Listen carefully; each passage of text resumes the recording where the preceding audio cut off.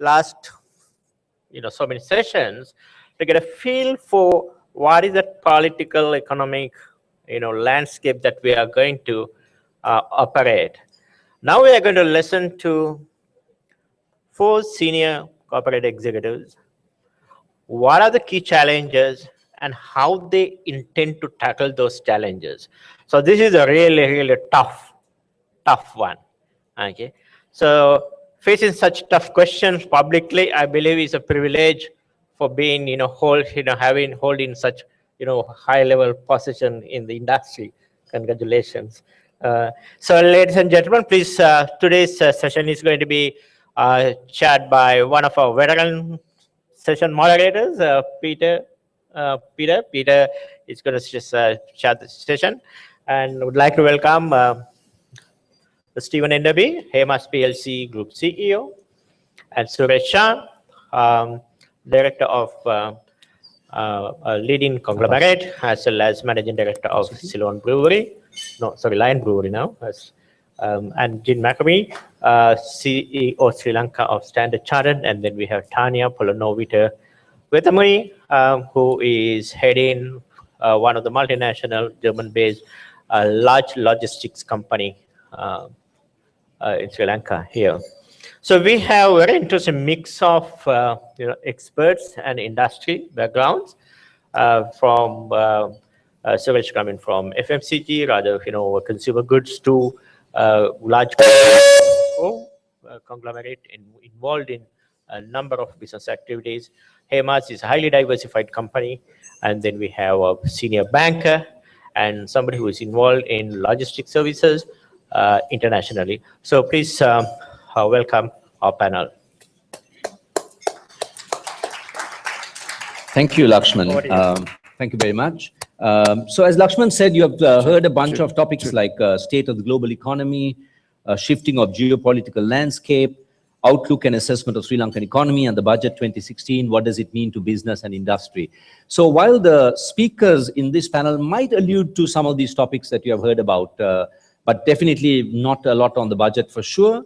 But the whole idea of this session is more about how 4 people who run businesses across different industries see as key challenges for themselves and their companies and industry as they approach another year of uncertainty, dynamic market, volatility, and more than anything else, extremely demanding customers who want new experiences all the time. So in a sense, we kind of try and bring this all together in a very practical way, and how some of these things affect business for those who really run business. There will be 4 areas that we'll focus, as outlined by Lakshman to us. And that will be, sorry, Lakshman? Okay. Yes, okay, lovely. Is there a clock that's running somewhere? Is there a clock that's that I need to look at? Okay, maybe I'll just put my stopwatch on. Okay.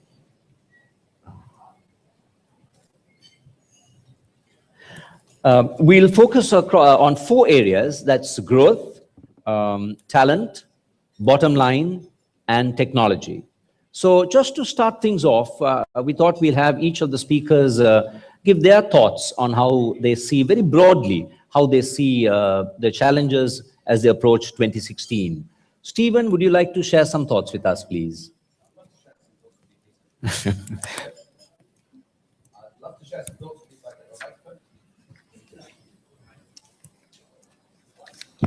Hello? Even better. Yeah. Well, good afternoon, everyone. It's a pleasure to be with you all. First of all, I'd like to apologize for my voice. If during the course of the next few minutes my voice gives up altogether, I will, well, you'll get lucky and I'll leave you in the hands of my much more intelligent and interesting colleagues on the panel here. But anyway, I'll croak on for a bit and see how we go. So when I think about our businesses, clearly from the Hemas perspective, we are a business that is very significantly weighted towards the domestic economy here in Sri Lanka. More than 80% of our revenues and profitabilities are derived from within Sri Lanka. So the well-being of the Sri Lankan consumer is of real importance to us. And clearly that's why we focus very strongly on what's come out of the budget and what it means for individuals. as we think forward into 2016-17. I must say I'm actually a little bit cautious at the moment. We've enjoyed a good year this year. We had a very populist budget during the earlier parts of the year. That's driven our revenues quite nicely. We've seen consumer spending tick up. And that's why as we look at, say, 16-17, there is some level of concern about just where we're going to find the same level of growth that we've enjoyed over these last couple of years. And I think some of the areas that we're going to come on and discuss during the course of this afternoon are very germane to that. Where will we find growth, the importance of people, and the criticality of us building really world-class teams, I think is an important theme for us. One of the other areas that I think is increasingly important for us is starting to think about markets outside Sri Lanka. As I say, we are today very heavily Sri Lanka weighted, and I think there's a very interesting opportunity for many Sri Lankan businesses to start moving away from thinking about traditional export markets in the West and thinking about the growing and developing opportunity that sits regionally for us within South Asia and perhaps other markets in the broader region. So I think that market opportunity and how that can really drive growth for us is as an important component as well. So I think for me, big issues are around achieving growth in a more challenged domestic environment, starting to look outside for new opportunities in other markets, and continuing to work hard in terms of developing really world-class teams. So those are the things that are very much top of my mind as I look at the next year, Peter. Thank you, Stephen. Suresh, would you tell us what your take is on this subject? Thank you, Peter. Thank you, Lakshman, also for the invitation. Privileged to be here. In terms of 2016, concur with Stephen's view that conditions are a little bit unsettled, so not really sure how 2016 is going to pan out. But having said that, it's just another year. So we got to take a view beyond a single year and look towards the future in that sense. And the real opportunity and also the real challenge that I see from a Sri Lankan perspective, plus also I think an Asian perspective, is that the consumer is getting ever more discerning as we move forward. And this is thanks to technology, thanks to the information available out there. The opportunity here is that companies can structure themselves to meet these emerging needs with very broad range of things that consumers demand. The challenge is how you structure your company really to meet those needs. So opportunity as well as a challenge fundamentally being driven by the same thing, which is that consumers are getting ever more discerning. If you look at the Sri Lankan context particularly, the real challenge that I see for businesses, and this is not just for 2016 but going forward again, is that doing business in Sri Lanka is not easy. Very simple example, company wants a building permit, you need to wait a year at least, sometimes more, to get your building permit. So on the one hand, you have a consumer who's very discerning, who wants things quickly, wants things yesterday really. And on the other hand, you have a regulatory environment which really tends to hold you back. So marrying these two, on the one hand, a consumer who demands things very soon, and on the other hand, a regulatory environment that tends to hold you back, I think this, for a Sri Lankan enterprise, remains the real key challenge as we move forward. Peter? Thank you, Suresh. Jim, your take on challenges for 2016.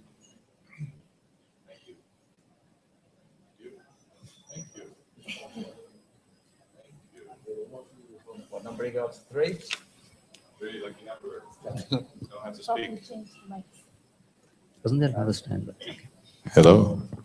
Thank you. You're on. Thank you, Lakshman, as well, for having us here, this great conference. Standard Chartered Bank has been a proud member of this society since, I think it's 1864. Our business model is to continue investing and helping to develop this country's economy further. That would include engagement in investment flows and trade flows between Sri Lanka and the 70 other countries that we have presence in, helping both investors come and build their businesses here and add value for everyone, as well as Sri Lankan enterprises to expand their reach outside the country. It's also, we work closely with the financial services industry in helping the local banks with best practices and different ways of improving themselves. And also we clear for most of the banks in this country their payment systems in countries like New York City and London, and up and coming now the Chinese yuan, which is becoming now a reserve currency. So whether it's the financial services industry, the local domestic economy, or the patterns of trade and investment, we're very keen to continue to help that expand. And in 2016, we are very supportive and desirous of seeing the kinds of change that's going to be required to make that happen. Because I think status quo should definitely not be the game plan for this coming year, but instead it should be embracing the underlying changes that are well announced, well identified, embracing both the challenging and opportunistic aspects of each. And it's that pace of change and that embrace of change that I think will determine what kind of a year it's going to be, and just how much opportunity and requirement and capital will be available to help fund, finance, and further the change and development of this great country. Thank you, Jim. Tanya, some focus on the very competitive and global business like logistics, and you must be having some special challenges. See, I represent one of the largest German logistic company. They're 10th largest in the world. I'm also the current chairperson of Sri Lanka Logistic and Freight Forwarders Association, which is the apex body of the industry. My take on this more from the industry perspective. I think the logistic business that I'm in today, the speed and the flexibility is the key to success. The investment in technology and HR and have a leaner organization structure is required in compared to the size of the market. Today we are talking about less than 1 million containers moving out of Sri Lanka. The market size itself will determine the success of the investment coming into the country. If we don't have a policy, reforms or to the existing policies, I think in time to come, bringing the investment, which is required at this moment of time, it's going to be our biggest challenge. Because if we don't expand, if we don't have larger players coming into Sri Lanka, the industry will never grow. And we will, larger players like ourselves, tomorrow DHL or Expeditors, rather than using Sri Lanka, the hub status or the Silk Route concept, we will be getting into a price war. So I think our challenges will be more to have a very flexible, very reformed, very concrete solutions in the industry to bring the investment into the country. Okay, thank you very much. Stephen, on this question of growth, because Hemas was a family-owned company run like a family-owned business, and it grew at a certain pace. And clearly we are seeing from the numbers that since there's been this change to bring professional management, we have seen very significant growth, particularly over the last 2 years since you took charge of the business in its new format, so to speak. What has it been that you have brought, or what are the ingredients that have driven this growth? Because you're serving largely the same market. You've made some foray into Bangladesh. But where is this growth across fairly traditional businesses, established businesses? Where is it coming from? What's the ingredient? And how much of that will be challenged in the coming year? Well, first of all, it wouldn't be right of me at all to try and claim very much credit for what's happened to Hemas. I've got a great team of people. Sure. And also, I mean, I was very fortunate to take over the leadership of the business at a time when it was in great shape. One of the things that one of the reasons for taking on the job was I thought, here's a great business in great sectors. And I think when based on my experience in emerging markets globally, that's basically been all my career to this point in time. You're looking for businesses that have great positions, strong leadership positions in around personal care, healthcare. You're on a winner. So I just got lucky is the way I look at that. But I guess for me, when I think about, the future and what we want to do and what we need to do at Hemas, it's undoubtedly to grow. It's to grow at a rate that's higher than the market. And I'll say our teams have done that over the last while.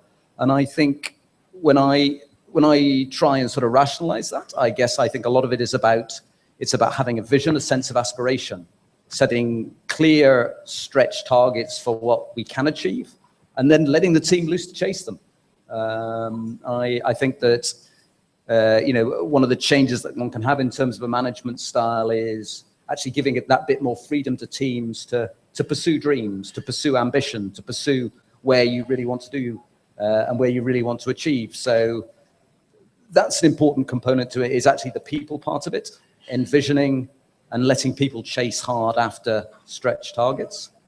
Alongside that, I think the other part of my job sits in and around taking strategic decisions, where we should be growing, what we should be growing in. You talked a little bit about, say, our Bangladesh experience, and I think for us that has been an important part of the equation, not only for sort of financial outcomes, but actually for proving to ourselves that we could actually really succeed in export markets. And as I said before, I think that, when you look at markets like Bangladesh and you think about many of the products and the services that we enjoy here in Sri Lanka, we actually have a capability that's beyond that marketplace. So we go there with a set of products and services that people go, hey, that's quite good quality, that. I'll have some of that. And so I think it's that, identification of markets where there is real opportunity to grow at a rate that's disproportionate to what we can experience in the Sri Lankan market. So if I was to compare and contrast, I'll talk about personal care because I know a little bit about that. Personal care markets in Sri Lanka, we've got 20 million people and we've got quite high rates of penetration. Bangladesh, there's 160 million people, so you're already 8x to begin with. And you're then in a place where personal care product penetration is much, much lower. So you've probably got a market that's actually 20 times the size in terms of opportunity than what we have here in the domestic market. And we've got great products. So I'm going, well, why aren't we doing more of this? Why aren't we? It's my job just to ask the questions and then let my great teams with our great products run after the opportunity. And I think that, I believe that many Sri Lankan businesses should be emboldened to really look at regional opportunities. That's not just to dash off in a plane and go somewhere, but that's to think hard about the competencies that we possess, the products and the services that we possess, and think about which markets do these really translate into opportunities. So I'm not sure if I've answered your question very well. You have. In fact, the interesting point that you're making is that there is a market, and it's not so much that you are going after a new market. It's very interesting that you say just by reorientating your team and giving them a different sense of purpose, there is an untapped reach that you can go after. And we'll come to that when we talk about talent. But also you are talking about necessarily going after the big markets. The products are great. We should not only be in Sri Lanka. Which brings me to you, Suresh. Your business, I don't know how much of your business is in Sri Lanka and how much of it is abroad. But I have not seen a lot of Sri Lankan beers when I travel abroad. And this business is becoming, is consolidating. At a global level, the beer industry, massive consolidation, Anheuser-Busch and all of that, InBev and all that. How do you see this business of yours growing significantly? Very simple, Peter. Sri Lanka, per capita consumption of beer in the country is just 6 liters per annum per person. Okay, which is 6 liters is, I think, something like half a bottle a month or something like this. Okay. If you compare this with the rest of the world, so let me give you some stats. If you take average Asia is in the 20s, China probably in the 30s now. Countries in Europe in the close to the hundreds. There are some countries that go beyond 100. US is something like 80. So there is tremendous growth potential in Sri Lanka itself. Consumption potential. Yeah, yes. Growth potential for the industry, and which is why you don't see us charging across to other markets. Because we see the opportunity in Sri Lanka. The investment is in Sri Lanka as a result of that. And so we see this tremendous growth opportunity. Okay. In terms of, as a group, if you take the Carson Cumberbatch group, though, the story is a little bit different, because if you take our plantation business, it's entirely overseas, nothing in Sri Lanka. So if you take it at a group perspective, we are exposed not just to Sri Lanka, but also within the region. So Indonesia, Malaysia, India, the beer business, Sri Lanka. We do have a very small market close to Sri Lanka, which is the Maldives, where the beer business is the market leader. So to that extent, yes, you know, we've gone out, we've got products out there in different parts of the world, the Sri Lankan beers. Make sure next time you fly, we'll make sure that you get something. Yep. But fundamentally, the focus has been Sri Lanka and will remain Sri Lanka for the reason that I said, because the growth opportunity and the potential in the country is enormous. We just need to get the policy right. Okay, so we'll come back to policy, and that's an important point. So you're saying policy could be something that would inhibit growth, as far as you're concerned, possibly. As of now, it's the only thing that It's the only thing. Okay, so we'll come to that in a minute. Jim, banking, supposedly, you know, a very traditional business that doesn't change a lot, but we have seen huge changes, and we'll come to that later when we talk about technology and how some banks are running just on mobile phones. But talking of Standard Chartered, again, what's your big challenge for growth? Or what's the opportunity that you see? You've been here for about a year, less than a year now. The bank has been here for more than 100 years, 150 years or more. How do you see your big growth challenge? What is it, and how do you plan to address it? Definitely growth is at the center of our strategy. And as a rule of thumb, we want to try to achieve about 2.5 times GDP growth as a metric to know that we're continuing to add value and improve our business. In the service industry, especially in ours, it's all about people. And we're very proud of the people we have working at Standard Chartered Bank. And one of the big challenges is empowering them, as you guys have mentioned already, and making sure that the collaboration effort is as strong as it can be. Oftentimes, certain cultural barriers exist that you try to knock down and improve upon. Because that, in a collaborative, service-oriented environment with top quality people, your customers and clients then will feel that difference. That's not going to get us away from charging more interest rate or anything like that to them, but it'll make a big, But it'll make a big difference differentiating ourselves, which is important. But then on top of that, our growth and our strategy for growth is commensurate with the nation's growth and its ability then to allow us to help, you know, finance and encourage and structure more growth and development, more foreign direct investment. And for that, the economic conditions have to be right. So whether I am trying to help promote wealth generation in my priority banking customers or the employees of the corporations that I work with, the corporations themselves and their own businesses and expansions, and also in helping the overall country, the finance ministry or central bank, promote additional investment, that is dependent on obviously the entire package being well managed and being progressive. So we do emphasize a lot. We spend a lot of time with the sovereign, guiding and offering advice as to how they can do things better, so that overall the world pays more attention and engages more with Sri Lanka, and we can help facilitate that. So growth is very much center point of what we're trying to achieve here. Tanya, you did speak very broadly about some of the challenges that you said you will face, and one was about investment. Right. But is there anything else in terms of the market that you see that might inhibit growth, or some challenges that you might face from? Because this business is becoming very global in that sense. People like Amazon and Alibaba are now thinking of becoming logistics companies. And so how do you find this? Customers change orders almost every 10 days or more, and you have to give visibility. What are the challenges that you're seeing to grow this business with global competition? See, we are always comparing ourselves with countries like Dubai or Singapore. Okay. Comparing, benchmarking is always good. But if we don't have a strategy and policy And if we don't have consistent plans to implement these, I don't think we will be able to compete ourselves with Dubai or Singapore. We shouldn't be benchmarking ourselves with Bangladesh, because Bangladesh is much behind Sri Lanka. If you look at it, the challenges we find today, the infrastructure. We are talking about creating a hub, Sri Lanka as the hub, Silk Road. The strategic location is very important, and we are strategically located in a very good place. But if you don't have infrastructure supporting this, we will never get to the next level. We will never be able to bring the investment into the country, compete ourselves with the larger players, encouraging e-commerce. For example, you spoke about Alibaba and Amazon. Yeah. So they will look at e-commerce. It's we have to be able to competitive.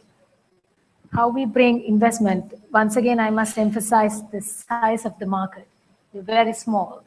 So we have to look at creating a hub, use Sri Lanka as a hub. For us to do that, infrastructure is a key. Look at the railway systems we have. So are you saying the investment must come from government? See, the setting infrastructure to facilitate business, I believe in some way it's the responsibility of the government. Private sector must bring the business. So there are either the government, if they are not in a position, they should look at either privatize or have a PPP. Look at our facilities at the airport, port, railway. Right? The railway was built long years ago to move tea and spices. Today, we are not even using rail system to move cargo. Yeah. So we are way behind. We benchmark, we talk, but we do not have a policy, or we don't have a plan, one voice that works with the government and the private sector to look at the critical masses, critical requirement. Okay, so you are in a very difficult situation. You are saying largely the success of your business, the way you have framed it, sits largely on how well the government sets up its policies and sees the importance of making some strategic investment. So we'll probably come to that. Suresh, you spoke about policy. And before we get to people, because both Stephen and Jim spoke about how people can be a big change in growth, and and that's also another point that we need to talk about. But before we get to that policy, what specific policy or policies is affecting the growth of your business? Of the beer business, the alcohol policy. that's pretty straightforward. Yeah, so let me just explain this in a second. Alcohol policy is all about balancing the health and productivity needs of a nation, on the one hand, with its revenue needs. So just think of a scale and think of where you find the balance. Okay, so there would be, if you're a very rich country, you might say, fine, we will just tilt this towards the health and productivity side and not so much to the revenue side. Now, if you're a relatively poor nation, you might say, look, we will tilt it a little towards the revenue side and maybe slightly less towards the health and productivity side. The thing here is, though, that you should never tilt it one way or the other in terms of an extreme. You've got to find the right balance. Now, unfortunately, in Sri Lanka, year in and year out, what we've done is we've tilted the balance very much in favor of revenue, not so much in favor of health and productivity. So fundamentally, Sri Lankan alcohol policies have promoted the consumption of high alcohol products, whether legal or illegal. So the question that we need to ask ourselves is, from a policy and a country perspective, is this the right strategy for the country? Now, I know I have an interest in this because I'm in the beer business. And so you might think that I'm being biased. I obviously am in a certain way. But think about it.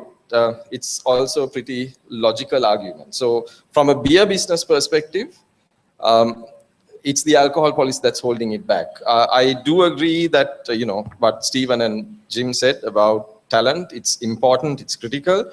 But if you look at our business, we can overcome most of these things as long as there is a level playing field, a balanced policy which is in place. So for us, that's the critical one. Okay, but you are going to face a situation like the tobacco industry, where clearly you need to find, you are going to bet on people drinking more, or are you thinking of a fundamentally different way to look at this business? as, in a very fundamental way? Not so much people drinking more, but it's people drinking differently. Okay. Yeah, so that there is a difference. And you know, if you move beyond beer, I mean, beer is beer and it's a small segment and all that. And if you look at it from a country perspective, Peter, and this is, I think, where the real importance lies. If you compare Sri Lanka with some of the other successful nations in Southeast Asia, what you see, if you look at it very carefully, is that in Southeast Asia, or everywhere in the world, you've got to make a compromise between economics and politics. At the end of the day, it's a political economy, okay? Now, if you look at the Southeast Asian example, and think of countries like Singapore, countries like Thailand, countries like Malaysia, the compromise has been made in favor of economics. In Sri Lanka, year in and year out, we tend to make the compromises in favor of the politics. And as a result of this, okay, the Sri Lankan economy has not reached its true potential. And if we continue down this road, although Sri Lanka has a fantastic set of, Sri Lanka has amazing opportunities, but unless we make those compromises in favor of the economics, unfortunately, Sri Lanka is not going to hit the potential it really has. Okay. I think it was Prime Minister Lee Kuan Yew who once said Sri Lanka tends to auction resources it does not have. And I think that summarizes the whole story. So we come to the end when we talk a little bit about the country and the economics and all of that, because I'm not so sure whether you can cut such a fine line between the politics and the economics, because they are completely intertwined, and maybe you can share some more thoughts about that. Stephen, the one thing that people are worried about, or what keeps their mind occupied, is not just growth, but growth that can create significant value to shareholders over the long term. And I think one of the key things about creating value, value-driven growth, not just earnings growth, one of the key challenges is differentiation. Now, when you take your business, I can see differentiation in the FMCG, for sure. Things like your other business, growing business, hospitals and all of that. Where are the big challenges that you're seeing, sitting there, managing HEMAs and all of these businesses? Where do you see that big, significant differentiation that's going to come, or that you're driving? Yeah, that will bring extraordinary value to your shareholders over the long term. Delivering extraordinary value sounds like a tough challenge, but I do my best.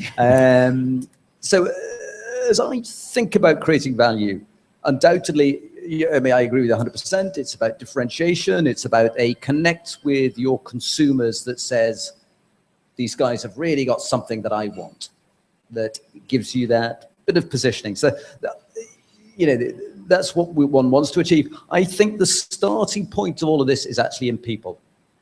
Because I think we live in a world where, say, particularly the hotel industry, just about anything you do that is differentiated can be copied the next day by a competitor. Yeah. If you think about a different menu, you think about a different, I don't know, way of sort of kitting out the room or whatever you do across most service industries, we live in a world where it can be replicated tomorrow.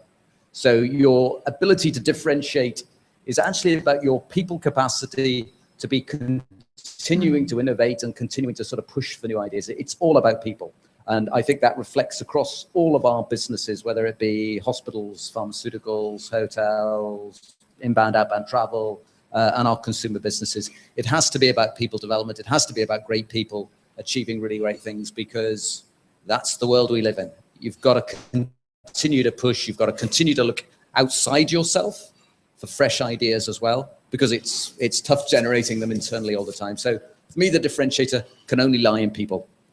On that point, and I'll come back to a specific example later, Stephen. Jim, now you spoke about bank and the importance of people, but you must have heard of Atom Bank, the bank in England that's just got a license to start banking. And the only thing they are going to do is bank on mobile, smartphone and application. That's it.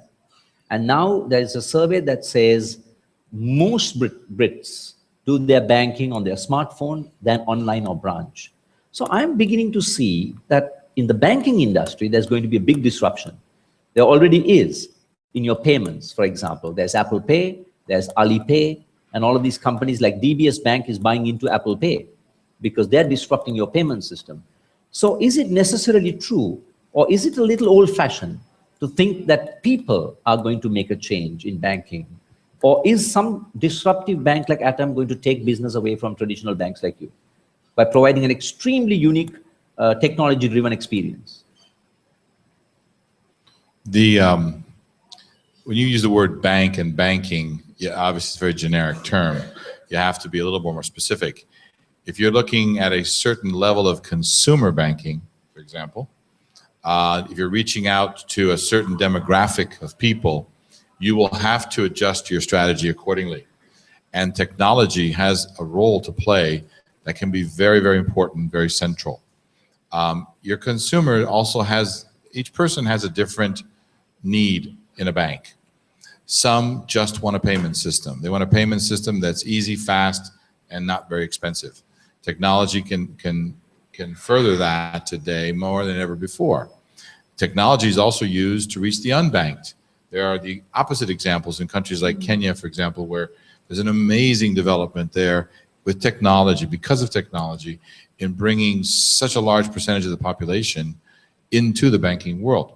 So technology has a very important role to play across the full spectrum of banking. It can be used in corporate world in facilitating trade transactions and the movement of documents over you know, through the internet and whatnot. So, but why are the banks so slow in adopting this, Jamie? Well, I find slow is banks are relative. the slowest. And, Slowest compared you to know, what? There's nothing of that we see here in Sri Lanka. You Oh, don't no, you'd be provide any surprised. real new experience. What's stopping? Is it the very high spreads that we enjoy in this country, that banks are complacent and happy to, you know, show all those profits on your balance sheet? After tea, we'll have a special session just on banking for anybody who's interested. Look, it's in the eye of the beholder. It depends on your point of view. You want to take a very highly developed country like the UK, for example, and compare its banking system to Sri Lanka's, not a fair comparison. And you can use Why that. not? Why? Because, You serious? no, in the sense that the more people in Asia use smartphones, and they are smartphone savvy, and they're happy to. Well, the financial services industry is very different country by country. It's regulations, it's development. It varies significantly. Some currencies aren't even tradable in the world today, and others are completely tradable, right? So it follows that technology and regulations will be embraced and will be implemented differently in different countries, okay? In this country, technology is starting to play a role amongst banks. They're using them in their back office processes. They're using them in some of their reporting requirements. They're starting to embrace technology. You don't see it on the streets, perhaps yet. Some of the automatic teller machine technology is also improving and allowing for more flexibility. So it's a process. It's going to take time. There's not one size that fits all anywhere in the world. But I think the important theme is technology has a very important role to play in this industry. You will see it more prevalent as time goes by. Now remember, technology is expensive. The incorporation of technology in its early stages in the 80s and 90s in the United States was a major driver of consolidation. Two banks, each one had the same bill for technology, said, why do we each pay it? Let's put our banks together and pay it once. It's a very basic example. But the point is, it will drive change, like you're suggesting. It will drive consolidation. It will improve service. It'll bring things to market faster. And it will be embraced by different organizations in different manners according to their needs, according to their strategies, according to their customer client group, and the environment, regulatory and legal environment that they work in. Because those environments, remember, dictate how easy or not the use of technology can be also. And in some of these developing countries, the level of development in that regulations, it needs to adapt as well so that technology can be embraced further. Okay, so we'll come to that because Alipay from China, I wouldn't call China a very advanced country, but they've completely disrupted the banking system. But I take your point about, adoption of technology can differ from country to country. One last round of questions from me on talent, and then we'll open it to the audience. Stephen, you spoke about people and the importance of people, and yet we struggle. The biggest problem we have, even the company that I run, to find good people. What is this about finding good people? What is the problem? I mean, there are good people. Is it the way we, wait, let me not suggest anything. Tell me, what's the difficulty? I don't see the problem. Okay. So you don't have a talent problem Of as course, far as... every business has a talent Yes, problem. I mean, it's slightly facetious, but it is one of these ones that, I would say that there's this very common refrain in corporate Sri Lanka that, oh, we just can't find people. It's so hard, you don't find, and it's the government's fault, the university system, and it's so-and-so's fault. It's all everybody else's fault. I sort of take the attitude, I've been in and around Sri Lanka now for the best part of the last 20 years, and I meet lots of very intelligent and capable young men and women. And so I sort of take the view that my experience in South Asia is one that if one's waiting for the government to do something, it could be a long wait. Therefore, get on and do it yourself. And if the government does good stuff as well, that's a bonus. We're all happy. So I look at it as being all about, are we as corporates stepping up to the mark in terms of talent development? And I would have to say, in my experience, again, across multiple businesses across South Asia, I don't think I've seen a single business that I believe takes talent development seriously enough. They don't take Don't. Yeah. Yeah. And I think that's true of us at Hemas. We're pushing hard to. I still think a lot of that happens around talent development and training of people is almost like it's kind of like well, you've done a good job here, go on a training course type of stuff. I mean, that's. So what would be some of the benchmarks that you might use to see, okay, here are the benchmarks. Now I can say that we are truly serious about talent. What would those benchmarks be? Okay, well, if I give you, I was in a meeting the other week with one of the HR leaders from across our group, and I thought, yeah, what she had done was a great example in terms of people development. She had, worked hard with a senior professional that identified weaknesses in his capabilities, particularly in terms of how he managed his team. And she'd sat down and designed an intervention. And that's kind of all good stuff. That's kind of what HR people do, isn't it? But the bit that she'd done that was clever for me was she'd then gone back and done a 360 and got feedback from all that individual's team members after the intervention and worked out, was the intervention actually succeeding in achieving objectives? And thankfully in this case it was, but it's that taking people development as a really serious and a scientific a process as one can when people are involved. And it's being very clear about what our aspirations are and needs in terms of developing an individual, designing interventions, and being able to measure outcomes. Because I think if you take that perspective on it, it just makes this whole idea of talent development a much more serious and as measurable as possible. Because I think you've got to try and measure this stuff. You've got to really say, is what we're doing in terms of talent development really producing an outcome? Suresh, on that point, how you had exposure to lots of Sri Lankan companies, and Stephen makes the point that he doesn't think lots of companies really put that kind of focus on talent development. What has been your experience? How do boards look at this? I mean, as Stephen said, you can just spend a little money and say, we send people on training, we have a career path and all of that, but how much of their earnings are they spending on truly building capacity among their people? And I'm talking about across the company, not just at the very, very senior level, but at critical functional levels. And how boards happy to spend that kind of money, given the fact that they're all keeping an eye on the price of the share market and largely focused on short-term earnings? Peter, I'm not so sure that it's all about the money. I mean, let me take my personal example, if I might.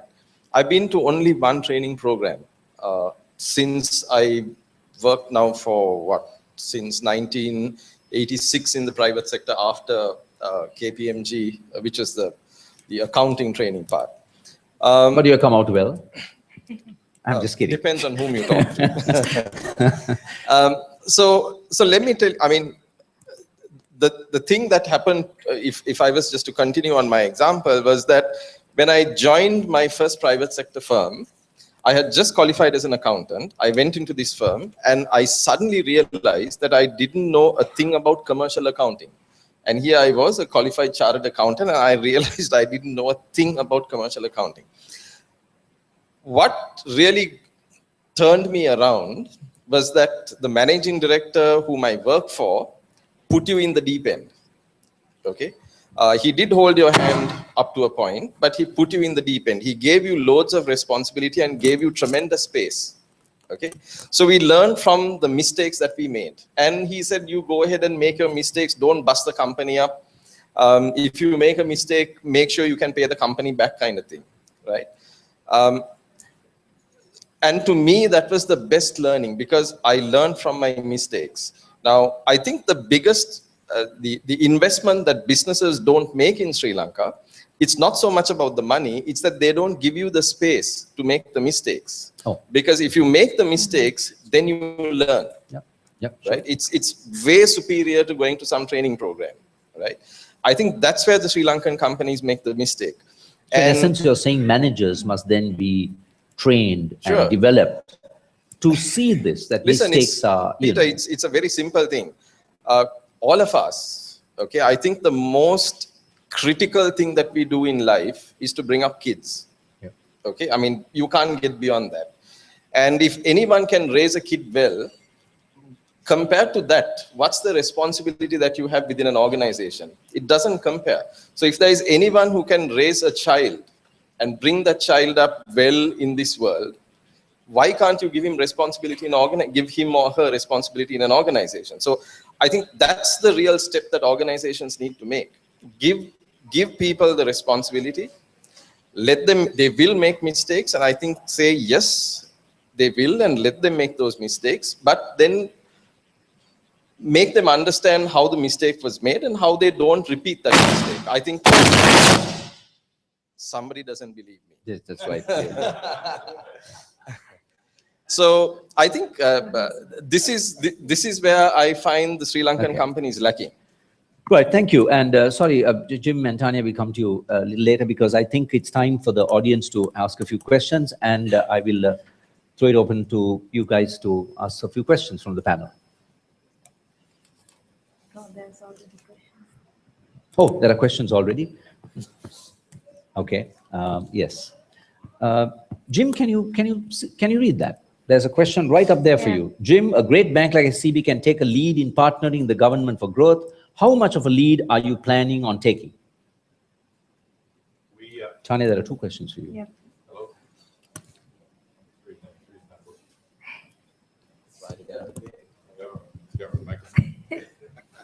Thanks. As a rule, as a daily activity of ours, we have staff, great staff, who make it their business to partner, our business, to partner with the government. And whether it's to advise them on debt management, we help them raise their foreign denominated bond, them manage the exposure of that debt and spread it out more conveniently for themselves. We help them in the banking system work on things like anti-money laundering methodologies of detection, suspicious activity reporting, all things that are now mainstays of the payment system globally. And so whether it's partnering with the central bank, which is a natural, both our boss, our regulator, and a good client, if you will, we work with some other ministries if we can help them with a payment system or help them with different project finances. That's another place that we can add some value. So I would say to the person who's asked this question, we play as much of a lead role as we can. We make sure that our expertise and capabilities match whatever a particular government agency organization would like. And we are able to bring resources from around the world. Recently, we've had some in town to help. And in all the countries where we have a presence, as our brand promise says, we're here for good. And that does mean that we're here for help the sovereign as well as the private sector. Suresh, there's a question here for you. Suresh, what do you think about the president's decision to directly intervene in changing the government policy on reducing beer taxes? And what does this do to business confidence? I won't speak as a representative of the beer industry. Yes. But speaking as a Sri Maybe you should Lankan... ask Stephen about this then. Yeah, I'm just kidding. Just go ahead. As a beer consumer or what? But as a Sri Lankan, I would have thought that, you know, there are more pressing issues that a president needs to deal with. Sure. Yeah. So there you go, short answer. Tanya, we see a decline in the number of vessels coming to Sri Lanka, thereby affecting import lead times, especially from Taiwan. Is the shipping industry working together to improve the situation? Yeah, for sure. We are working on that, not only from Taiwan. We have seen last several months, several vessels are bypassing Colombo for various reasons, due to the time constraint, due to the freight rates coming down. The ship owners look at the profitability of the route. If the rates are going to come down, and if the customers are demanding more and more lesser rates, we will see more and more callers not turning into Colombo. So this is something that we are, from industry level, we are having a lot of discussions with the ship owners as well as our ultimate customers to find a solution. Thank you. Stephen, maybe you should have a go at this. It's not to anyone in particular. Why can't many Sri Lankan corporates not reach global level? In other words, why can't we build world-class companies such as Samsung and Apple? I think the answer to that question is why not? I mean, I'd throw that one back. I don't see why we can't build world-class companies. I mean, I actually was out with a friend who works for Nike at the weekend, the world's largest, sportswear manufacturer. And they say to me, we learn more from our manufacturer here, who we all know is MAS, than we do from any of our partners anywhere in the world. And they know better than anybody else in the world. So I think the argument I would make is that we can build truly world-class businesses. But we aren't building many. I mean, anyway, world-class businesses can't be, in their thousands. But is there something else behind this question? Is there we don't see a lot of this. I think that's where the question is coming from. There are few and far between in terms of, I don't know, I'm just posing the question. I would look at it the other way around. I'd say, I think there's some good examples for us, whether they are in the apparel sector with the likes of an MAS, or whether it's in Dilma as a brand that has now got true global recognition. So I think my response is, there's examples there that say it can be done. So I think we've all got to look at ourselves and say, why aren't we doing it? Okay. The opportunity that exists is there for us. And it's one of the things I feel very passionately about, is that we must be building Sri Lankan brands. So if you were to pick one business of value sits. Sorry, after you finish. Sorry, you're talking about brands. Yeah, and that's where value sits. And that's where differentiation sits. If you can have a brand that truly resonates with your consumer set, and they go, yeah, these guys are great. They're producing something that's of consistently high quality, that's meeting and surpassing my expectations. That's really where you want to be. And if I was the finance minister, I would be trying to push my policy towards really developing Sri Lankan brands, because to me, it's value, it's differentiation. We've got to go there. You look at, I don't want to say it, but you look at, many of the significant businesses that are here are a reflection of global corporate brands. And I think, we've got to claim a big piece of that pie. Otherwise, you're always a taker, you're not a leader. And I think we should be leaders. Therefore, I think people should drink more Lion beer, not that foreign stuff. So we'll make you finance minister. Suresh, would you like to? Yes, I would thought that you would, because you've been working with Chamber and all that. Yes. I want to leave Chamber aside, but where I come from is simply this: Sri Lankan cricket team is world class. Yeah. Okay, we have the world's highest wicket taker is a Sri Lankan, Muralidharan. Probably the finest left-hand batsman the world has ever seen, Kumar Sangakkara, is also a Sri Lankan. So if we can do this in cricket, why can't we do it elsewhere? And I agree with Stephen entirely, we can do it.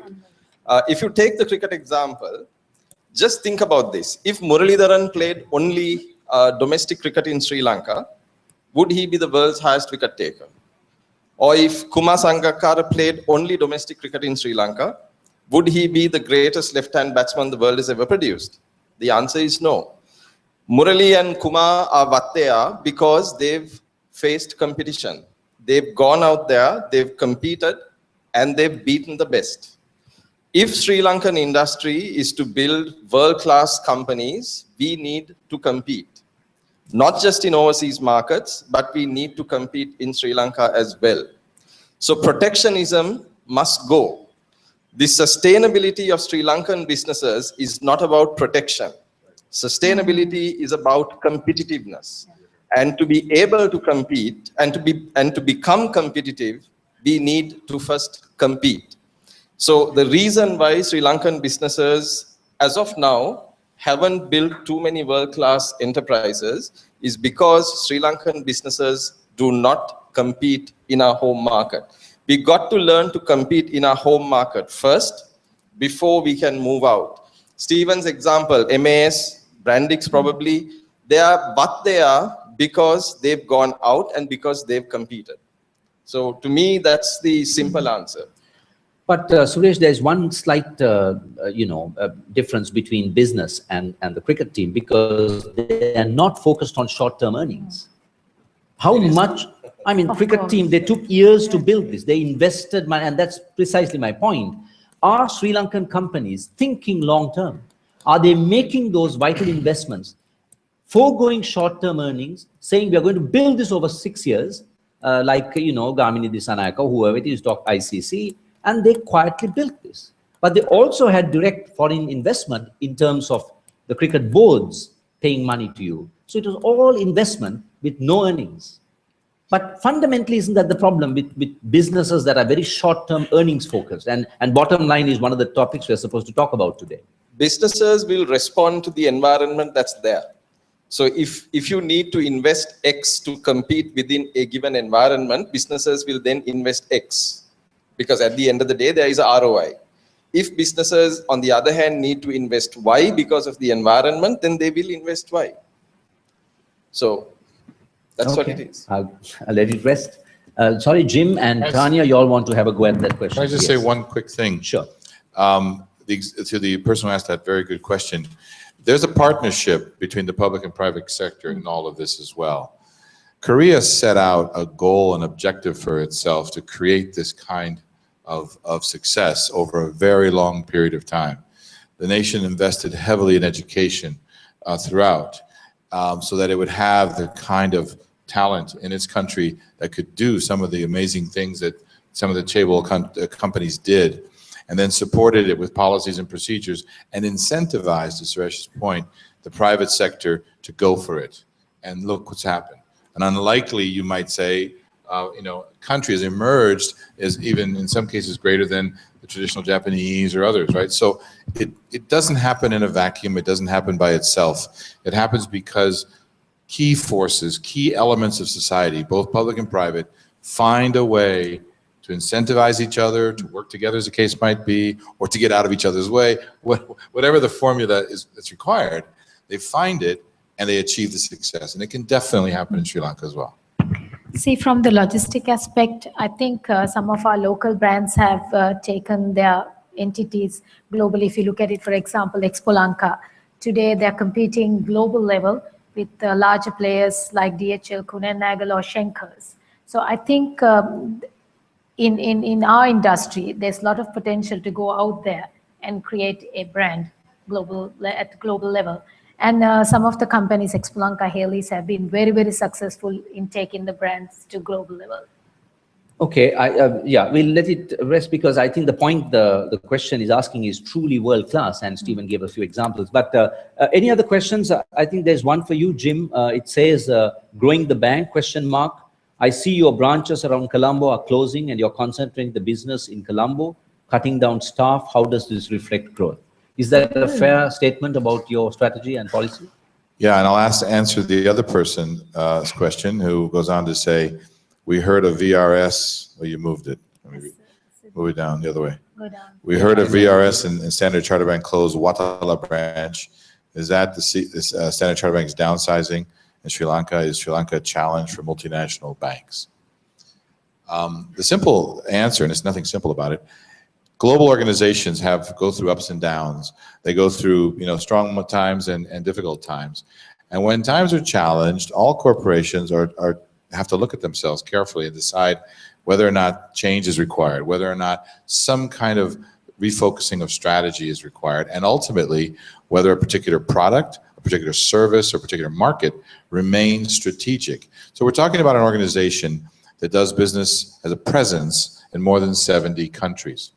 Sri Lanka is important to Standard Chartered Bank, but in defining its strategic adjustments, it started to define cities as opposed to entire countries as markets in which it wanted to deepen retail banking, okay? And the good news is that Colombo was one of those markets that it wants to deepen its activities in. So we had 2 branches on the outskirts that weren't as active as the central part. And so we did close those this year. But next year you'll see us investing in a priority banking center inside Colombo, and you'll see us investing in more technology to help facilitate our retail banking activities. And so for our target customer base, we will definitely be growing that service, growing that business, growing the engagement levels with those customers. Thank you. Any other questions from the floor?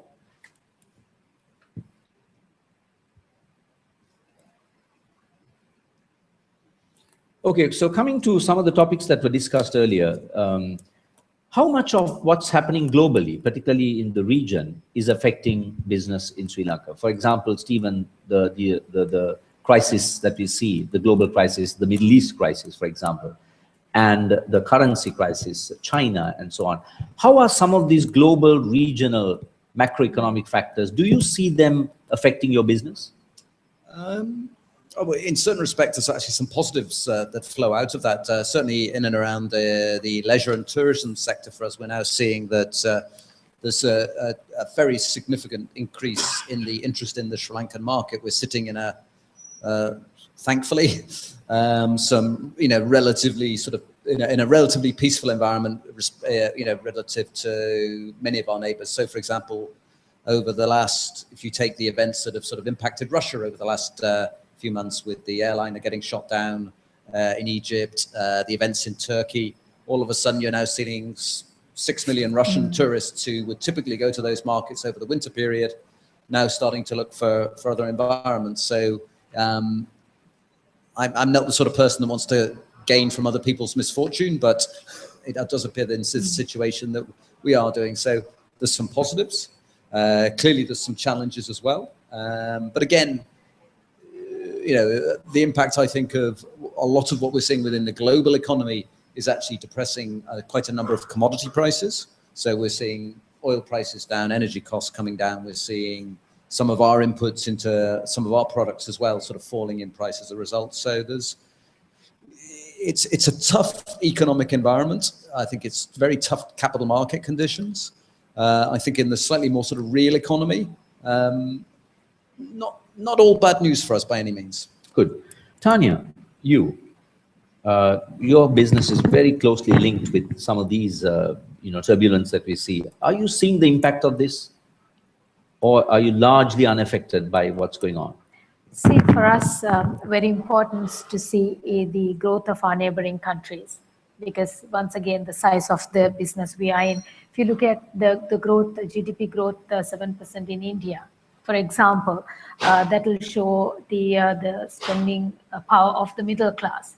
That will have a great impact, because at the end of the day, the logistic play a bigger part in the manufacturing and the consumer, and logistic comes in between. The expansion of Bangladesh, growth in Bangladesh has a bigger impact on our business, because most of the Bangladesh, the cargo or the end-use manufacturing use the Sri Lanka as the hub. So it's very important, the growth of the Indian subcon, especially, have a bigger impact into our business locally. If you look at it from the global aspect, the company that I represent has a bigger impact on the US economy, European economy, because we are everywhere in the world. So that has a greater impact on our global level. Then once again, for us also, it will be to see the exchange. If you look at exchange rate going up, especially in terms of imports, we will have a huge impact. You will see the degrowth of the importation, and then that will impact the industry. Suresh, about regional, cooperation and opportunities and all that. There has been several attempts to have FTAs, and you have seen some very strong lobbies. Stephen, at the same time, is talking about possibilities of regional growth. What's your take on this whole emergence of FTAs? Where are we going with this?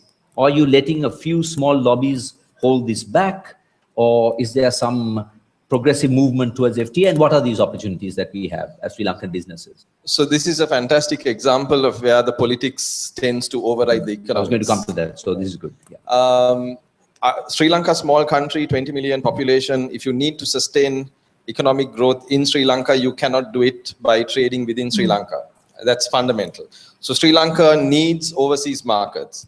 And one of the best ways to get overseas markets is to get, call it whatever you want. I mean, whether it's a free trade agreement or whether it's a comprehensive economic partnership agreement, whichever you call it, Sri Lanka needs easy access into markets outside Sri Lanka. So FTAs, CEPAs, whether it is with India, whether it's with China, whether it's with Pakistan, whether it's with ASEAN, Japan, whatever it may be, EU, US, I think Sri Lanka needs to look for them, actively pursue them, go after them, and get them.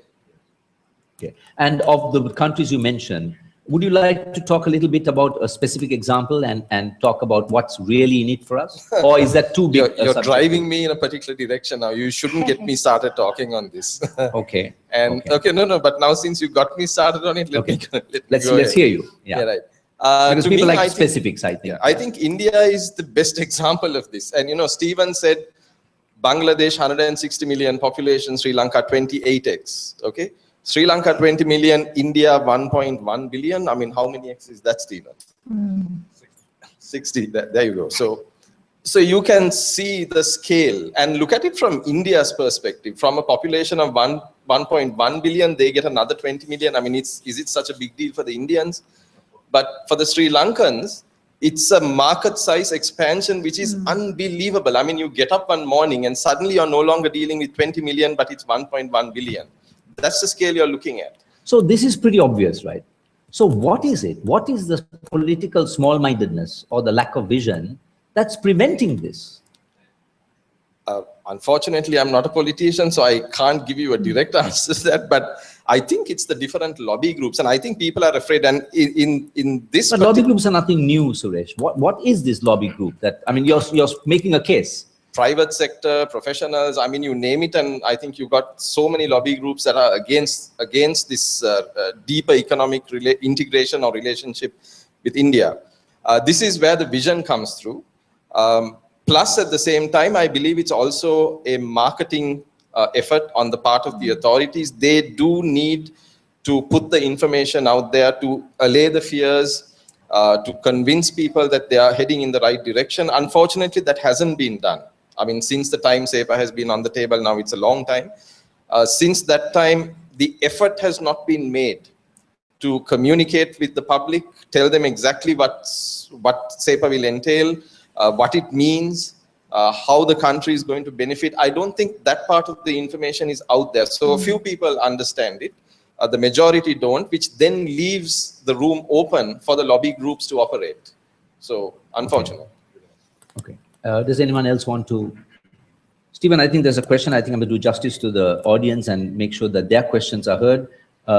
So there is already that question about some people are blocking SEPA. So that was taken up. I've just lost my questions. Stephen, do you really think conglomerates like HEMA should be in low-margin competitive markets like FMCG? Yes. Okay, short answer, good. Yeah, no, but to be slightly more serious about it, actually the FMCG business is a great business to be in. We're building world-class brands. It's not a low-margin industry for us. If you do it well, it's a very respectable margin industry, which is the potential to earn truly outstanding return on capital. And that's one of the things that gets me excited. So undoubtedly the case. And if we can take that formula and apply it to other markets, again, it's sort of transformational financially for us as a business. So it's great return on capital, good margins, and you're building brands and resonance with consumers that can last for generations. You get that place, it's a fantastic business to be in. Okay. Tanya, what are the opportunities you see in the immediate term in the logistics sector, especially at Hambantota? Difficult question. Okay, logistic per se, I think country has a great opportunity. Once again, the country is moving from being the traditional freight forwarding businesses to a bigger role providing logistical solution. I think we are talking about now creating Sri Lanka as a hub. The government is encouraging the players to bring investment. They open out the logistic in the recent budget. They open out the logistic sector. That is very encouraging. So I think there's a great opportunity in terms of providing end-to-end solution rather than previous times doing the one part of the business, which is freight forwarding. In terms of Hambantota, I think the infrastructure, especially the ports and airports, are not built looking at next 2-3 years. They looked at looking at probably 10-15 years of a strategy. The sad part is that there was no proper neutral voice worked from the private sector and with the government to put a proper strategy when building the Hambantota port and the airport, to see that there was a business plan and then to take it to the next level once the infrastructure in place. So Hambantota, that's why you will see a white elephant. Currently, very few players are using Hambantota. But I think if you look at it, the Silk Route concept, if you look at the opportunity with the, in terms of maritime especially, I think we can use Hambantota to a great extent, and I think it will become asset in time to come for us to develop the logistic. So there are a bunch of questions on millennials, the customer experience and so on, which is a good time to probably bring it all together in terms of technology and knowing your customer, because we did speak about consumers being the ones who are really shaping markets. And this is where I think, to be perfectly honest, that although we speak about world-class and opportunities for Sri Lankan companies do better, we fundamentally fail in making investments today in technologies that are already mature in terms of really understanding our consumers. I mean, I don't speak of your bank in particular, but maybe I can. Banks know so little about your customers today in Sri Lanka. They know nothing about me. And probably likewise, Stephen, your hospitals probably know very little about your patients. Your company probably knows very little about the people who are using Komarika and how they feel about it. And beer, I certainly don't know whether you're talking to them about how they feel about Lion and so on. Why is it that we are so backward in making small but significant investments? And these are not technologies that cost a lot of money, in truly understanding what our consumers are feeling, talking, experiencing our products.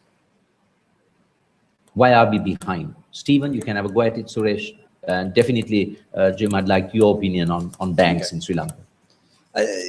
Well, just one correction to your question, Peter. I mean, I would say that we invest a significant amount of time and energy in understanding our consumers. Can we do it better? Undoubtedly. But I think the point you're making is that we actually do that very much in a go out and interview people sense, rather than actually having technology that enables that discussion and sort of feedback to come in the way that I think you're referring to. So I would accept the point that we don't do enough there. I would also say you're probably asking a 50-plus-year-old guy the question, so you're asking the wrong guy the question. I think part of our challenge sits in a willingness to really engage with existing business models and see them threatened by technology, and accept that technology and the impact of technology on many of our businesses is quite threatening, and we need to embrace it rather than reject it. When I think across many of our businesses, that's what we're engaged in. It's this, are we forward thinking enough in terms of what technology will do to our business? Or are we just kind of hoping that all that tech stuff doesn't really hit us on the head one day and cause us a real problem? And I suspect it's the latter. I don't think we're forward enough thinking. One of the things that I think we've done well, Chandaba, our CIO, said to me one day, clearly, we're not going to get technology. It's 20 pluses that are going to get, or 20-year-olds that are going to get technology. Let's get a team of bright young men and women into our organization. We've called them the Hemas Digital Innovators. And we use them to challenge us and to raise issues for us in the sorts of areas that you're referring to. But I fully accept the point of view. We're at an early stage in terms of our aspirations with regard to the consumer connect that technology can provide us. And if people have got great ideas, I say we're in learning mode on this one, so I appreciate all thoughts and suggestions are very much welcome. Yeah. Jim, would you like to comment on that? You did Sure. make some comments earlier, but I didn't quite agree with you that this is a big technology investment, because all it needs is a banking application and a smartphone to run it on. And the rest is all what happens behind in terms of your analytics and all of that. Why do we have such a poor experience with banks in Sri Lanka or in most parts of the world? Banks are your friend, okay? Banks here are what now? They're your friend. I'm trying to make the audience understand. We're Well, not bad that's, guys. Yeah. But seriously, I was serious about that too. But technology is, I said before, very important. Many banks around the world are constantly investing. We opened an office in Silicon Valley about 4 years ago and employed a bunch of guys didn't look like bankers for sure, to help us get our heads around where things were going so that we wouldn't always be behind chasing and maybe try to get out in front of some of this. It's happening so fast that it's difficult for established organizations who've already got the way of doing things to change, right? It's easier for startup companies. It's easier for simplified payments banks, for example, to put in technology right off the bat. They don't have anything they have to undo. And so that's an advantage. And it's happening, in many different ways. Your frustration with the financial services industry understanding you is valid. You're the customer. Customer's king. Your frustration with the apparent, pace of embrace of technology it is valid. You want to see a more dynamic environment for you to do your personal banking in, and that's fantastic. Organizations at their own pace and in their own financial abilities are embracing technology at different stages and in different timings. For global organizations, it's a much bigger challenge because you have 50, 60, 70, 80 platforms all over the world that you have to try and tie together. We just made a very significant technological move in Sri Lanka by taking our old decrepit servers, for example, onshore and placing ourselves into a well-established organization elsewhere.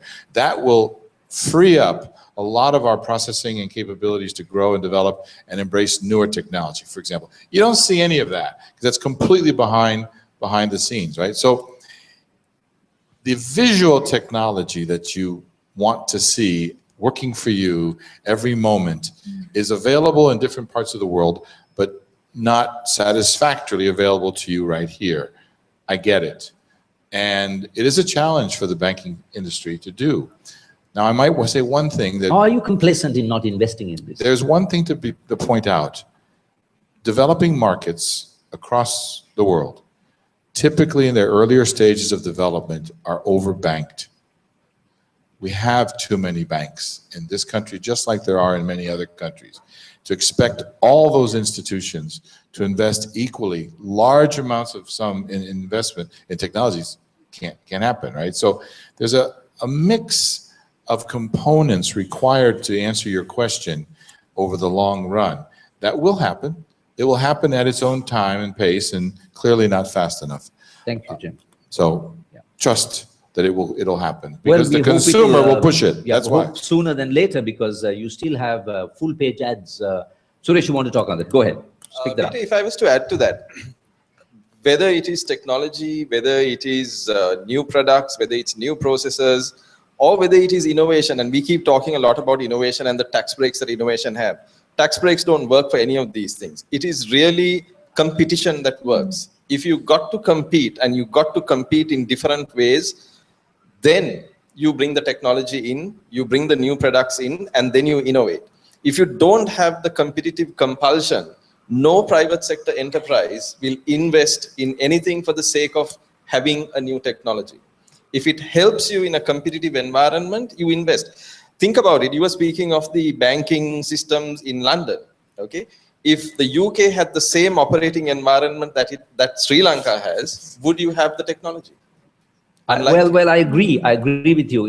Particularly if that argument holds true, I don't think banks will invest in technology in Sri Lanka at least for another 100 years, because all banks make very fine profits with very little investments in really building people experience. I take your point. Thank you for that clarification. Thank you.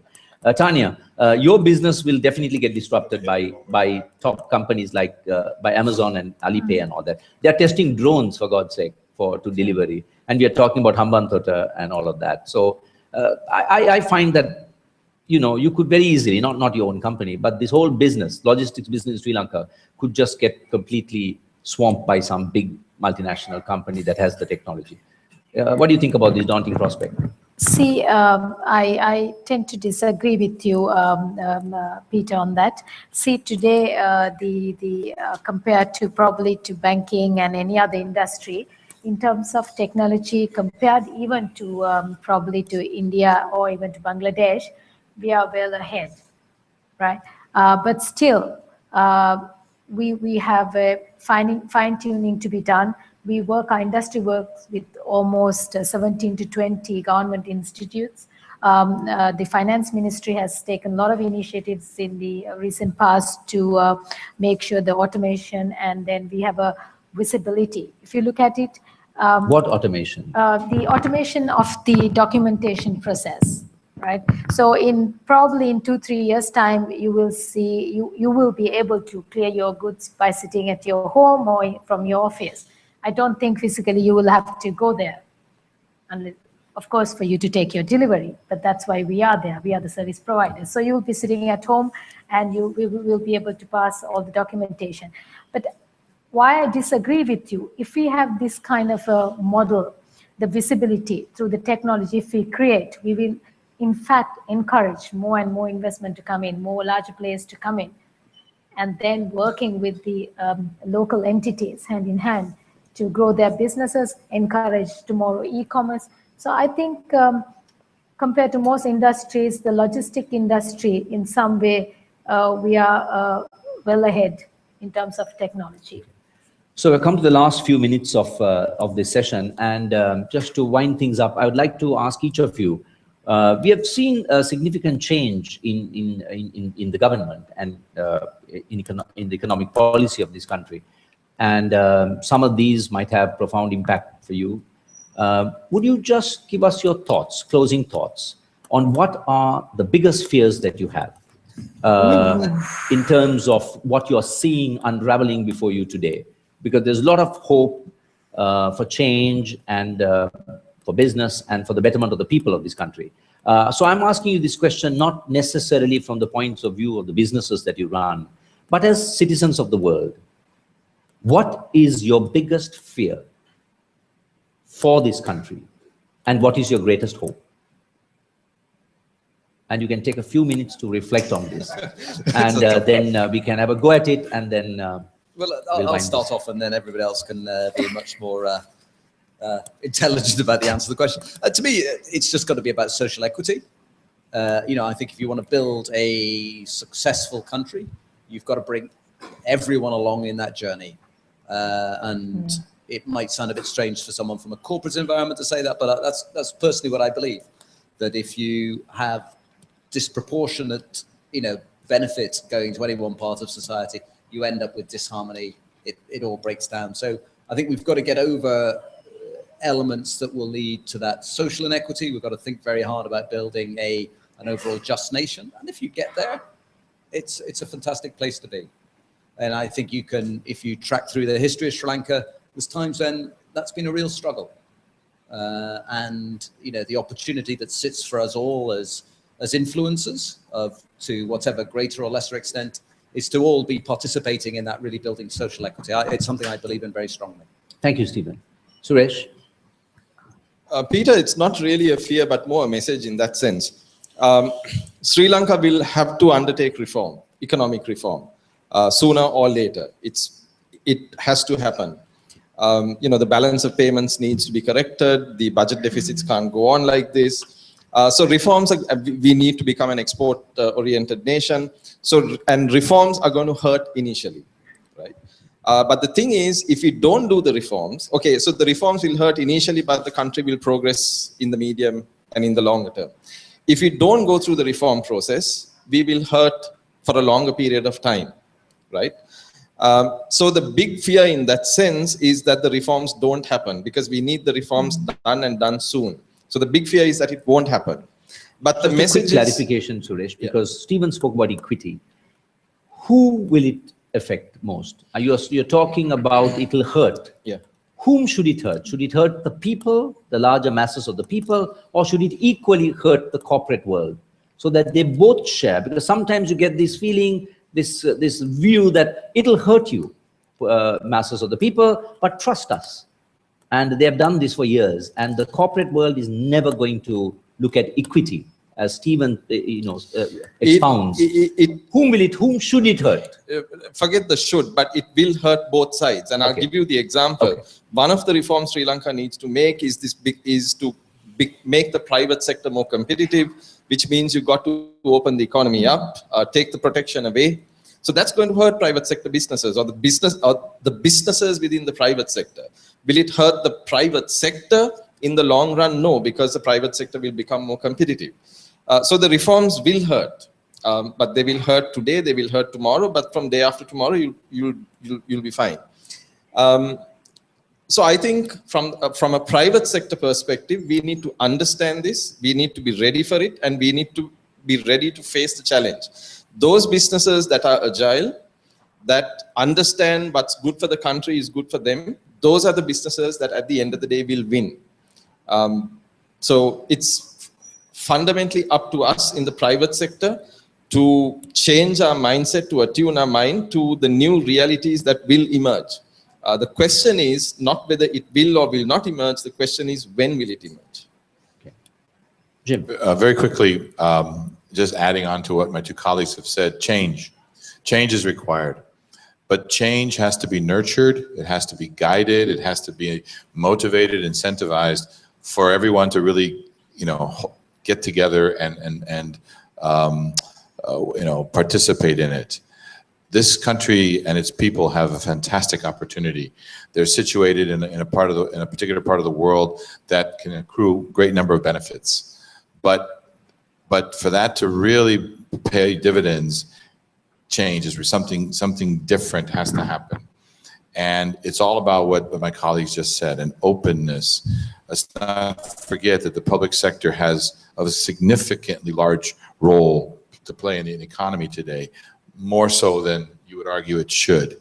And that change alone is a very significant one that needs to be done carefully with a great deal of leadership and assurances that as that change evolves, there won't be unintended consequences. There won't be, all the fears that people have. We discussed it about trade agreements. We've discussed it in many different ways. The embrace of change as a motivator, as a driver of a better economic reality for everyone down the road. But letting go of things you're used to, whether they're the right things or not for you, are typically the hardest things to do. And so hopefully the leadership, empowered and emboldened now by the messaging it's received from the voters, will lead that change, will take it down that difficult but important path for the future benefit of the country and the people. Thank you. Tanya, I your think final I would thoughts. also have the same take on that. I think Sri Lanka needs to bring a lot of reforms in many sectors. Even in the Prime Minister's policy statement, he basically focused on very institutional reforms that can have a lot of fundamental policy in different industries. From the private sector view, I think we need to be more proactive than protective, because the businesses will never grow if you're going to be very protective. It's going to be very country-centric. I think at the end of the day, we will hurt more than if we are not going to be open out. So thank you very much. And we then wind up this session. Thank you, Stephen, for your thoughts about equity, because I think this is a matter that's taking the attention of lots of even capitalist economists like Piketty and Stiglitz. And they're saying that this whole inequity in itself might destroy our system as we know it. And thank you for that very enlightened view that as citizens of the world, we need to be focused on equity, on a greater sense of reduced inequity. And as we all struggle to make this happen, we hope that the private sector too will see their role in society as being a little bigger than merely looking at their own earnings and growth and value creation, but try and see whether they can, in this process, fight against inequity and bring about a more just and more prosperous world. Thank you very much, all of you, and thanks a lot, Lakshman. Thanks, Peter. So with the conclusion of this panel, we come to the end of a very long day. Just to recap, we started with a presentation from Dr. Eric about the global context, what are the challenges ahead, the state of the global economy, and what are the challenges ahead. And she spoke about three factors rather: rebalancing Chinese economy, then about sustain low commodity prices for a long period of time, and then of course normalization of US economy. And then we moved on to discuss Ralph from World Bank. We were very interesting, enlightening presentation about what are the important markets for us, what are the important economies for us, and what are the vulnerabilities. And Gulati from IFC helped us to understand what is going on in the developing Asia. And we also felt, and also if you relate that with the Ralph's presentation, and we seem to be losing, or rather not having a significant share in the intra-Asia market. What is also came out constantly is countries are getting together. They are forming trade blocs, they are trading, whatever you call them, economic cooperation, etc. Whereas Sri Lanka has not made much progress, though the Prime Minister's policy statement, which was analyzed by Deshal, indicated that intention is to develop an outward-oriented, export-driven economy. Afternoon, first session on understanding. Excellent presentations by both Reyes and Deshal on budget and PM's policy statement, respectively. With that, we were able to gain some insights about what are the possible challenges private sector will have. And so as the challenges of, unfortunately, policy uncertainties, policy contradictions continue to plague this country, and hopefully things probably will settle down. So the whole idea of we having this discussion today, and then finally with the business leaders and how they think, what are the challenges ahead for them, and how would they navigate their enterprises. So intention was help you to understand what is that business climate that we are likely to work in, not to give sharp predictions about interest rates or inflation rate, but rather help you to understand what are the factors that will affect critical key macroeconomic factors, macroeconomic indicators, rather than just trying to give point forecast. I hope that you have been able to gain significant insights of significant value. Finally, I would like to thank our partners, our sponsors, Iron One, eFutures, Acuity Guardian, Fund Management, and our PR partner, Adfactors, and also ACCA and CIM. Those members of those two organizations, kindly contact your respective organization to get your CPD. Also CFA of Sri Lanka, CFA Society Sri Lanka, and finally our research partner, Oxford Business Group. We were talking about developing Asia. I'm not sure how many of, if you have not seen the work done by Oxford Business Group, they have country reports for most of the Far Eastern markets, and those who are interested in these markets, go and pick your copies. If they're not there, please you can contact them on web or send me an email. I will connect you with them. So they are in the presently they are in the process of compiling a similar report for Sri Lanka. So with this event, we come to a very busy year. We had an enterprise summit, we had infrastructure summit, and we had several CEO forums. And next year is going to be even much more busier year, and we have a super lineup of events next year, and will continue to. We hope to see you in our future events as well. And thank you so much for taking your time, a day off, and be with us and attending this event. And also a big thank you for all of you and joining us in the final panel and helping us to gain some insights about what are the challenges ahead of business leaders and how you intend to navigate the emerging landscape. So thanks everybody. And now is the most exciting part, that's cocktails. And we are not serving Gull or Paul, we serve only Lion beer. Please make sure that you consume as many Lion beer as possible so that the 3-liter annual consumption probably will go up to 3.001. We'll try hard tonight, this evening. Thanks so much. So please put your hands together and thank our panel.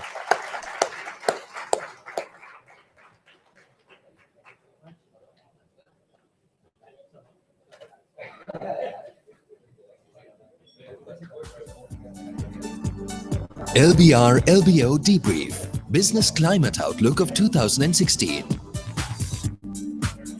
Sponsors.